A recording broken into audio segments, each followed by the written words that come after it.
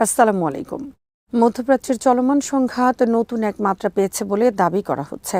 বিভিন্ন গণমাধ্যম ও সামাজিক মাধ্যমে প্রচারিত তথ্য অনুযায়ী ইরানের ইসলামিক রেভলিউশনারি গার্ড কর্পস যুক্তরাজ্যের গ্লোচেস্টার শায়ার অবস্থিত RAF ফেয়ারফোর্ড বিমান ঘাঁটিকে সম্ভাব্য লক্ষ্যবস্তু হিসেবে সতর্কবার্তা দিয়েছে।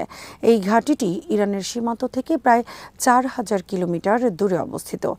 IRGC তাদের এক বিবৃতিতে বলেছে, ইরানের বিরুদ্ধে সামরিক হামলার জন্য যে কোনো দেশের ভূখণ্ড বা সামরিক ঘাঁটি ব্যবহার করা হলে দূরত্ব যাই হোক না কেন সেই ঘাঁটিকে বৈধ সামরিক লক্ষ্য হিসেবে বিবেচনা করা হবে। ইরানের দাবি, তাদের জাতীয় নিরাপত্তা ও সার্বভৌমত্বের বিরুদ্ধে ব্যবহৃত প্রতিটি সামরিক স্থাপনাই জবাবি হামলার আওতায় আসতে পারে। বিস্তারিত রিপোর্টে।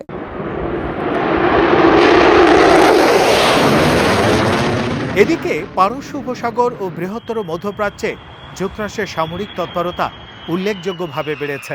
বিভিন্ন প্রতিবেদনে বলা হয়েছে, চলমান সংঘাতের কারণে এই অঞ্চলে মার্কিন বাহিনীর ক্রুজ মিসাইল ও অন্যান্য দূরপাল্লার অস্ত্রের ব্যবহার বৃদ্ধি পেয়েছে। এই প্রেক্ষাপটে যুক্তরাজ্যের RAF ফেয়ারফোর্ড ঘাঁটিকে মার্কিন বিমান বাহিনীর অন্যতম গুরুত্বপূর্ণ লজিস্টিক ও অপারেশনাল কেন্দ্র হিসেবে উল্লেখ করা হচ্ছে। প্রচারিত দাবিতে আরও বলা হয়েছে, যুক্তরাষ্ট্র এই ঘাঁটি থেকে B-1 ল্যান্সার কৌশলগত বোমারু বিমান পরিচালনা করে ইরানের বিরুদ্ধে অভিযান চালাচ্ছে। B-1 ল্যান্সার হল যুক্তরাষ্ট্রের দীর্ঘপাল্লার সুপারসনিক ভারী বোমারু বিমান, যা বিপুল পরিমাণ প্রচলিত অস্ত্র বহন করতে সক্ষম। যদিও নির্দিষ্টভাবে এই ঘাঁটি থেকে ইরানে হামলা চালানোর দাবি স্বাধীনভাবে নিশ্চিত করা যায়নি।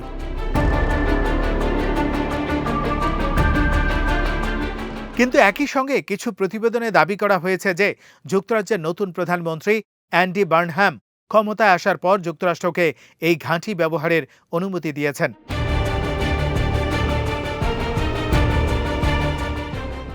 IRGCর তথাকথিত ঘোষণা নং 46-এ উদ্ধৃত বক্তব্য অনুযায়ী বলা হয়েছে, যে দেশের মাটি বা ঘাঁটি ব্যবহার করে ইরানের সার্বভৌমত্বের উপর আঘাত আনা হবে সেই ঘাঁটিকে আমরা শত্রুপক্ষ হিসেবে বিবেচনা করব এবং প্রয়োজনীয় জবাব দেওয়া হবে। এই ধরনের বক্তব্য ইরানের দীর্ঘদিনের প্রতিরক্ষা নীতির সঙ্গে সামঞ্জস্যপূর্ণ, যেখানে তেহরান বারবার বলে এসেছে যে তৃতীয় কোনো দেশের ভূখণ্ড থেকে হামলা হলে সেই দেশও সংঘাতের অংশ হিসেবে বিবেচিত হবে।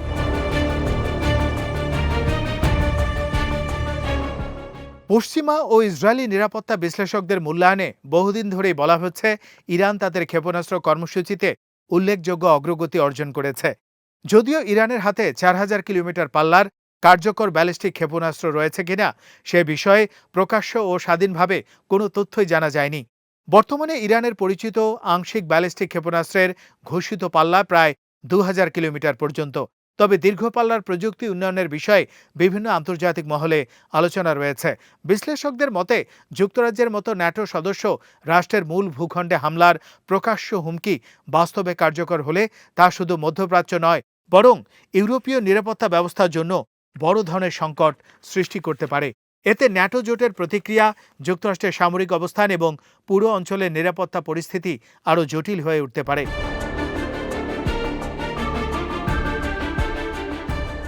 অন্যদিকে সামরিক বিশেষজ্ঞরা মনে করেন, এমন হুঁশিয়ারি অনেক সময় প্রতিরোধমূলক কৌশলের অংশ হিসেবে দেয়া হয়, যাতে প্রতিপক্ষের উপর রাজনৈতিক মনস্তাত্ত্বিক চাপ সৃষ্টি করা যায়। বাস্তবে হামলা চালানো এবং রাজনৈতিক বার্তা দেওয়ার মধ্যে গুরুত্বপূর্ণ পার্থক্য রয়েছে।